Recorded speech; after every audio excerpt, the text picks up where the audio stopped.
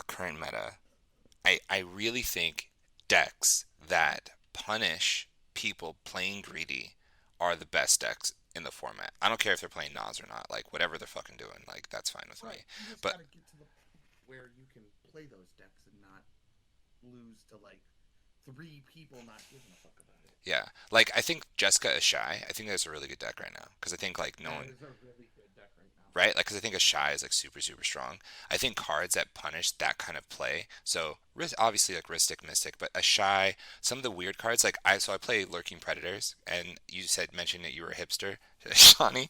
Uh, I too am I feel the jank in me wanting to do the jank things, and so playing cards like Lurking Predators it like it shouldn't win me the game as often as it does. It's like I cast Lurking Predators and no one respects it, and then my board gets gigantic and they can't do anything about it. It's like, well, you shouldn't have played into it. Like you should have tried to get rid of it as soon as possible. This is a stacks piece, but and so Yeah, so like, and also in the tournament of the Playing with Power tournament, great tournament by the way. But there was this guy who played turn one Mystic Study, right? mhm, And I remember when I started playing Magic, the person who drew the most cards won the game. makes sense. That's why that was always my thing. You draw cards, you win the game. This guy, turn one Mystic Study, no one gave zero fucks about his Mystic Study, and guess who did not win the game? The turn one Mystic Study. And I've been seeing this happen casually over the last 6 to 8 months.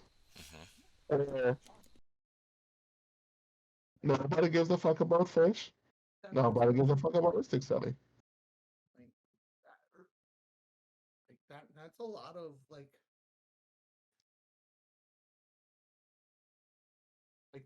that was where I was at, man. Like that was the problem. Like I from where I sat, I saw that like here I am basically having this endless line of like new players that basically just needed to get the pride beat out of them so they could turn into reasonable players because they're so cocky and Right. like softer touches won't work. No, it doesn't. It's like you have to be a total dick But because they then come in with so much confidence, like, oh, I know how to play cEDH, or I know what a good set assessment is. And they come in and then like, I'm not trying to call out people, but like, people who when I used to play with used to keep up counter magic. These people are now on the greed train. They're also now on I don't care what's going on. I don't care about heuristic study. I'm not going to remove it before I play into it. I'm not going to pay for it. I'm going to force you to have it all the time. And if you don't have it, you will die with 20 plus cards in your hand. Yeah, or that that's just overloads your free magic. like the the I would say the biggest thing that right now I'm trying to deal with is you mentioned respect, right? And there is for whatever reason there are decks that are floating around that just don't get respected, and because they think people think, oh, that's a meme. So I'm gonna throw a deck out there, and you can tell me your feelings about it. Yeva. Yeva is a deck that sees such little respect, and because of that, pulls wins out of nowhere. And it's annoying because the combo pieces will literally be cast, but because it's kind of a weird deck, not that many people know like what to interact with, it will Right. just get away with it. It's like, can someone interact, please? Like, can anyone? Oh, Well, we're just gonna all hold our interaction. Oh, look, look, look! Now there's an uncountable thing. Now all his green spells are uncountable. Now he just wins. Great, thanks. yeah. What if Yeah, what if I secretly told you that Yev is better than everybody gives it credit? It is. It is. And that's Cool. and that's why and that's what sucks is that no one thinks it's good. Like no one no one thinks it's good because it's been so disrespected. It's a deck. It's very much a predatory deck. Hmm. Hmm. Like it only like it's not fast enough to like race people. Hmm. It's not resilient enough to force its way past to Hmm. but it's predatory on the fact that it attacks a meta. It does. Yeah. And it does that really well now. Also, it plays cards. So like, I'll give credit to Urk, because that's like big. I want to say like the biggest driving force behind Yeva, the Discord, the conversations about the deck, right? Um, That's Ink Moth, but is it yeah, is it is it Inkmoth? I thought it was Urk Ink for Moth sure. is the progenitor of the Oh deck. yeah, no, it is Inkmoth. No, you're 100%. Yeah, Inkmoth. Yeah, my bad, my bad. Shout out to Urk, but Inkmoth for sure. Um, and like so the card, so when I remember joining the Yeva Discord just because I wanted to know more about the deck, wanted to hear what what the spiel was about, and I saw like Heartwood Storyteller was in the deck, and I was like, what is this card doing except for just king making? What is this card doing? And the more I saw it play, I was like, wow, this card does something really bad but really good because everyone's greedy. Everyone wants to like play their spells, and everyone else draws a card, and that becomes like, granted, that was pre Hull Breacher that I saw this card. Hull Breacher lands on the battlefield, and then everyone's sad. But Including the Hardwood Storyteller. yeah, but the Heartwood Storyteller in Yeva is pretty nuts when you can cast spells at instant speed. When all of your spells can be cast at instant speed. Um, and like seeing more and more Yeva plays like lines, and especially because it takes so long for Yeva to really get to the critical mass. It's like land, dork, pass, land, rock, pass, land, dork, pass. Like that's like the first three turns every game, and then it's like I don't know where I can win now, but I have to get there. I have to get past the turn two knots. Yeah. Well, and part of what I was saying about like so part of the shift in the meta, and I was kind of talking about this with Sean earlier, is that like Adnos is king now, and Greed is king, and you also don't have anybody sitting around willing to just perpetually take lumps from new guys and kind of soft hand and strong hand them at the same time as needed. Um, just and there's that's just not anything anybody wants to do, and there's nobody doing it. So it perpetuates the problem because what you do is you get players who don't respect those cards and those wins, and then they teach other players how to play like that, and then they teach other players like that, and then the next thing you know, you've got just like a Wild West shootout instead of people playing with discipline. But at the same time, in order to do that dirty task, sometimes you have to play a little underhanded, and sometimes you have to like I guess I have found that there was no authentic way, despite what everybody wants to pretend, to replicatably kind of outwin opponents consistently without, because what'll happen is you'll get in a 3v1 pod with three players who don't give a shit, don't have any discipline. You're the only one disciplined. You can't stop everybody. So you just wind up slowing down one person. You wind up slowing down two people. And there's not enough people who want to consistently sit there as disciplined players and just keep lining up the new guy and just keep teaching them and keep teaching them and keep teaching them and keep teaching them. Exactly. And really, until somebody's willing to do that, it's not going to change. Yeah. There's like a I'm sorry, no. that's the truth. Yeah. No. It's again. I want to bring it back to like foundation, right? And it's like You have a lot of people who learn how to play Magic, who learn how to play Magic in a way where they saw, oh, land, ritual into mana crypt, Adnons. That's all I need to do. I just need to cast Adnons and I just win, right? Um, I just need to do this one thing, and and then I'm great at Magic. It's like, well, like yeah, Flash was the same way, and then we saw like the evolutions of decks and metas because of what Flash did, and it's like Flash brought in like people were like, oh, well, if you're playing Flash, then I should play Stacks, and well, Stacks wasn't that strong. It's like, well, what is strong against Flash is mid range because mid range has all the counter Yeah, magic, mid range was good against Flash. right? Yeah, and so now we're seeing like the rise of mid range. Like when I played in Tier 1, I played a Kennen list that was just mid-range Kennen rather than like House of Mirrors, which is super, super fast and really effective because I knew that I was playing against Adnos. That I wasn't playing against. I didn't want to.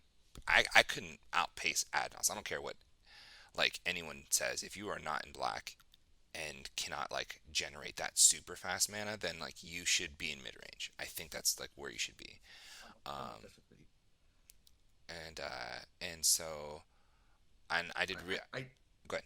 I do feel that the definition of mid range is maybe a little dated at this point, but Sure, sure.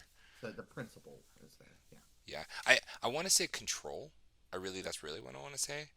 But with the idea of just like great value engines in the command zone and the ability to just keep the pace of the game a certain speed. Mid range ain't great now, Holly. Mid range is not good. Card advantage does not win games anymore. I don't agree. I don't agree. I've been able to control so many games recently. Like I don't know, but maybe I'm not playing in these pods where people are just No, no, not giving no, any fucks. Like, no. Like so, like, I'm not saying all the pods are that way. That would be bad to say. But most of the pods are right. And it's like for okay. Let me state this. You normally politics in most games, right? oh, oh yeah, But, but suppose you say you let that game run wild. You don't put any input into it. Like you don't try to say, like, okay, what you're about to do is going to be a bad decision, yeah, right? yeah, If you don't try to control the pod in every way you can, then someone is going to do some dumb shit. yeah. And I think that's Try to fair. play, yeah, like try to play a game where you just sit back, relax, and you let the cards do the talking. Like if you play in a competent pod where you think all four players know proper set assessment, what going on the table, and what the meta is, right? Hmm. Let's say we playing with those people. Yeah, No form of what you're telling the other person is going to affect what they're doing. hmm, They'll listen to you, they will see what you're saying, they might agree with you, or they might disagree with you. yeah, Now, let's now put two players who is saying that you're telling this player that what you're about to do, you're about to counter my heuristic study while this guy has 5 mana up. yeah, And instead of you don't say anything, let him counter the heuristic study and then lose to the Atnos. yeah, yeah, Like, people don't look, listen is, oh, I'm not going to pay for this heuristic study if it resolved, so you're going to draw cards. Right. hmm, If that's all they're thinking about. Like, if you just let the heuristic study, like a mid-game heuristic study is the worst thing to play, right? We can all agree with that. yeah, for sure. A Yeah, you really mid-game want to win heuristic study, early. because it's not a card advantage anymore, it's a stack piece. It's a Hmm. taxing effect. Hmm. Yeah. But for someone else who was like, no, I need all this mana, I'm going to cast all these spells into it, because I don't care. Yeah. I mean, I just won a game last night where I literally fed what? How many cards? Oh yeah, 12 for sure, definitely. Yeah, the most into cards. that risk. Yeah. Yeah. Yeah. Just Exactly. totally, just like ran And right into it. so it's But like, that, But the everybody's difference is you playing. got to know when to feed it and when not to. Yeah, but I'm not saying everybody's seeing that play style right now. So I'm just sitting there and I'm just frustrated with it. I'm like, I can't control everybody. I played that game, that tournament by politicking, by everything I could have done. And I couldn't, I missed the games where I don't have to talk, my cars do the talking. Yeah, I think that's fair. Right. Yeah, I think Those games don't exist anymore for me. no. What I was gonna say is that the one thing I think is missing from a lot of pods is like in-depth threat assessment because a mid-game Ristic is not nearly as strong as maybe a mid-game ad nauseum where you have a lot of mana to back it up. It's no longer a low resource ad nauseum. And I think that's what I miss personally. Like, why are you doing this? And it feels what you're doing is makes no sense. And I think like I don't know if that triggers for you, but that triggers for me literally all the time. Yeah. Like I played a game recently, and someone chain of vapored one of my commander, and I was like, "What are you doing?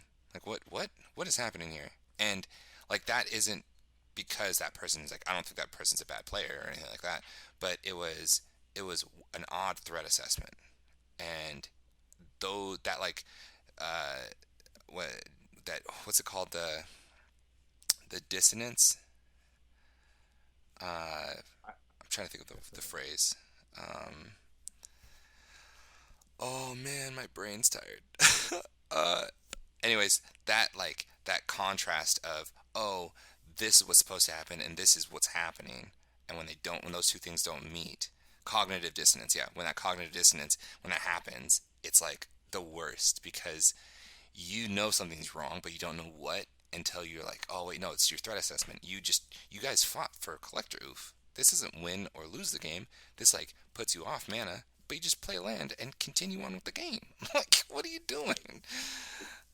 Well, Continue because the it, life choices. Yes. well, collector. I mean, anytime anybody plays stacks, like you always like the problem with playing any kind of like hate piece like that. I'll use the term hate piece, not stacks, because I Hmm. think that it's like a very outdated term. Sure, sure. You have to rely on your opponents to play optimally, Hmm. as well as you playing optimally, and oftentimes opponents don't play optimally Correct. Yeah. because they have a different plan in mind. Hmm. And I guess because of your opponents not playing optimally, you now go to the strategy of I'm playing for me and I'm playing to win and not to lose. So Exactly. because I'm playing to win and not to lose, I'm going to try to outrace you at all times. Yeah. Like I remember games where people have a board full of dorks and there was a curse totem coming down, and they're like, okay, I don't have interaction with this Hulk, this Flash Hulk that might be coming down. So this curse totem stopped their sack outlet. So let the curse totem resolve and we'll deal with it after. And those games, what happened in those games where everybody played not to lose. Remember, Tim? When we had 3, 4 hours of random games where we Yeah, played and then we this. had to put a time limit on it because all the games devolved into 3 4 hour grind Yeah, fests. because Exactly. we used to play with players like, play with Jenny, play with, Clean. I forgot. Speaking of his name, I forgot. He stepped down. He stopped playing Magic now. He used to be an admin. Aaron. And Aaron was king of grind. Mm, He Yeah, would but he. play 15 counter spells like how Jenny used to play. Hmm. Was they just hate to lose. yeah. That's pretty Like they crazy. not even play to win, right? They're not Yeah. playing to win. They despise losing that. Yeah. They will play to the 1%. I Hmm. think I remember a game where Jenny was on Brea. Jenny was on Brea and she exiled. She was queen of exiling her library to consult to find a counter spell. And the only card she had left in her library was um, something to shuffle the same two cards, a Academy Rector and a land, and something. And she kept shuffling those same two cards over and over again Mind twister and or something. refused to lose. I refuse. And playing the swinging for the six every game. Yeah. What's her win con? Not just okay. I have no library. I have no win con. Let's move on to the next game. Yeah. No, her win con was beats. Beats. Until you remove those two cards, this is what I will sit here and do for the rest of the time. Wow. Yeah. So basically, let's just play to win and not play to lose. Exactly.